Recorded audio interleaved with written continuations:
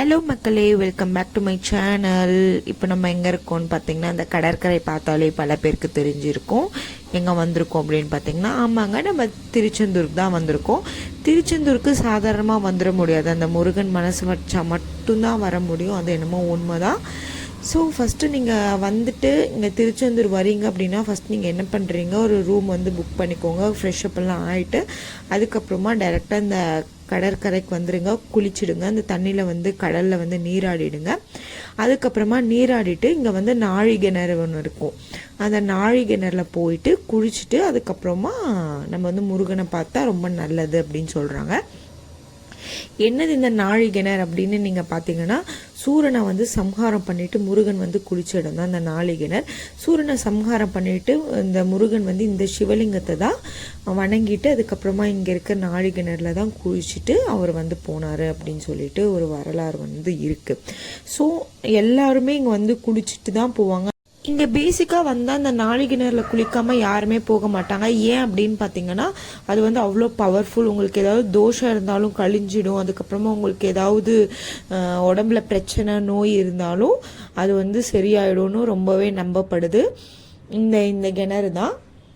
அதுக்கப்புறமா குளிச்சுட்டு நம்ம வந்துட்டு கரெக்டாக ட்ரெஸ் எல்லாம் அங்கேயே ட்ரெஸ் சேஞ்ச் பண்ணுறதுக்கும் இடமும் கொடுத்துருக்காங்க. உங்களுக்கு வேணும்னா நீங்கள் அங்கேயே குளிச்சுட்டு வரலாம். இல்லை அப்படின்னா நீங்கள் மறுபடியும் ரூமுக்கு வந்துட்டு நான் ஃப்ரெஷ்அப் ஆகிட்டு கூட நீங்கள் வந்து முருகனை வந்து தரிசிக்க போகலாம். ஆக்சுவலி இதுதான் ப்ரொசீஜர். ஆனால் மறக்காமல் அங்கே போனீங்கன்னா குளிச்சுடுங்க. எல்லா பிரச்சனையும் வந்து சால்வ் ஆகும். ஆக்சுவலி நீங்கள் இந்த திருச்செந்தூரில் வந்து அந்த என்ன வேண்டுனாலுமே அது வந்து கண்டிப்பாக நடக்கும். ஸோ இது ஒரு பவர்ஃபுல்லான டெம்பிள், வந்தால் ட்ரை பண்ணுங்கள்.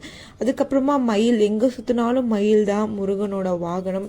நிறைய மயில் வந்து நாங்கள் வந்து பார்த்தோம்.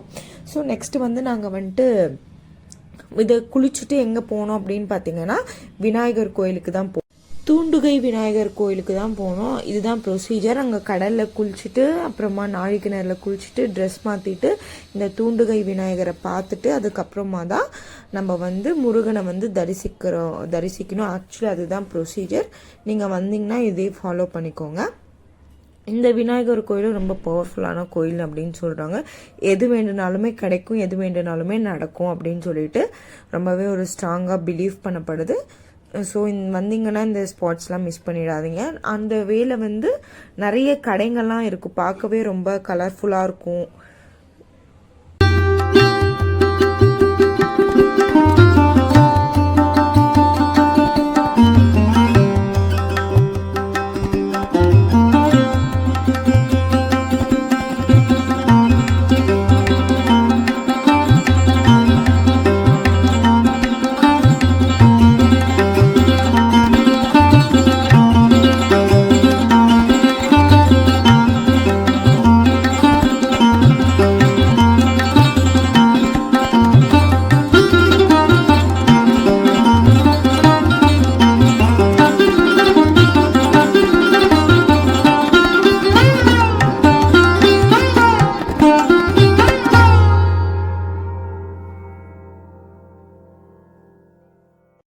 அந்த தூண்டுகை விநாயகரை பார்த்துட்டு நெக்ஸ்ட் வந்து டைரெக்டாக முருகனை பார்க்க வேண்டியது தான். இந்த திருச்செந்தூர் வந்து இப்போ ஆந்திராவில் எப்படி நம்ம திருப்பதி இருக்கோ அதே மாதிரி இந்த தமிழ்நாட்டுக்கு திருச்செந்தூருங்க. அவ்வளோ கூட்டம், வீக் டேஸ்லேயும் சரி வீக்கெண்ட்ஸ்லேயும் சரி அவ்வளோ கூட்டமாக இருக்குது. டெய்லி ரொம்ப பேர் வந்துட்டு போகிறாங்க. ஆக்சுவலி இது ஃப்யூச்சரில் வந்து இதுவும் வந்து திருப்பதி மாதிரியே ஆகிடும்னு நினைக்கிறேன். இந்த மாதிரி 3 months முன்னாடி புக் பண்ணிட்டு வர மாதிரி தான் இருக்கும்னு நினைக்கிறேன். ஏன்னா அவ்வளோ கூட்டம், அவ்வளோ பக்தர்கள். அந்த கோயில் அவ்வளோ அழகாக இருக்குது. ஒரே பாசிட்டிவ் வைப்ஸாக தான் இருக்குது. கண்டிப்பாக எல்லாருமே இந்த கோயிலை வந்து விசிட் பண்ணுங்கள். நீங்கள் நினச்சது எல்லாமே நடக்கும். நெக்ஸ்ட்டு வந்து நாங்கள் அன்னதானத்துக்கு தான் போனோம். அன்னதானத்தில் பார்த்திங்கன்னா டோக்கன் வாங்கிட்டு விடுறாங்க. ஆனால் அதுக்கு வந்து கொஞ்சம் நேரம் நிற்கிற மாதிரி தான் இருக்குது. அன்னதானத்தில் வந்து பார்த்திங்கன்னா பாயாசம், அப்பளம், அதுக்கப்புறமா கூட்டு, பொரியல், சாதம், சாம்பார், ரசம், மோர். இதுதான். சாதம் மட்டும் நீங்கள் எவ்வளோ வேணுனாலும் வாங்கிக்கலாம். மற்றதெல்லாம் லிமிட்டட் தான். இந்த கூட்டு, பொரியல், அப்பளம் அதெல்லாம் வந்து லிமிட்டட் தான். ரைஸ் மட்டும் அன்லிமிட்டட். நெக்ஸ்ட்டு வந்து இந்த கோயில் வந்து ரெனோவேஷன் ஒர்க் வந்து நடந்துகிட்டே இருக்குது.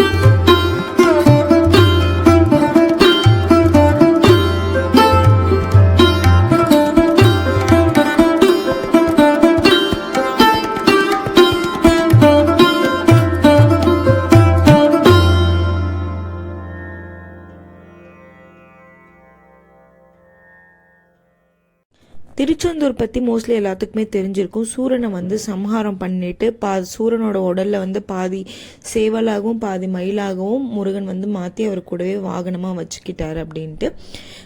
1648 அந்த ஆண்டில் பார்த்தீங்கன்னா டச் மன்னர்களுக்கும் நாயக்கர் மன்னர்களுக்கும் போர் ஒன்று நடக்குது. அந்த போரில் வந்து வெற்றி பெற்ற டச் மன்னர்கள் என்ன பண்ணுறாங்க அப்படின்னா, கோயிலுக்குண்டான நகைங்க, அதுக்கப்புறமா வைரங்கள், அதுக்கப்புறமா முருகனோட சிலையும் கொண்டு போயிடுறாங்க கடல் வழியாக. அவங்க போயிட்டு இருக்கும்போது நடுக்கடலில் போயிட்டு இருக்கும்போது என்ன ஆகுது அப்படின்னு பார்த்தீங்கன்னா, ஒரு பெரிய புயல் வந்து வர ஆரம்பிச்சிடுச்சு.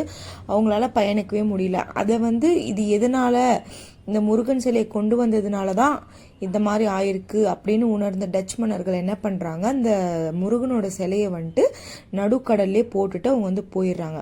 அப்போது என்ன ஆகுதுன்னு பார்த்தீங்கன்னா, ஒரு தீவிர பக்தன் அவர் கனவுல வந்து முருகன் வந்து இந்த மாதிரி நான் வந்து என்னை வந்து நடுக்கடலில் இருக்கேன், எனக்கு மேலே வந்து ஒரு பருந்து வந்து பறந்துட்டுருக்கோம், என்னை வந்து எடுத்துகிட்டு போ அப்படின்னு சொல்லிட்டு அவர் கனவுல வந்து முருகன் வந்து சொல்கிறாரு.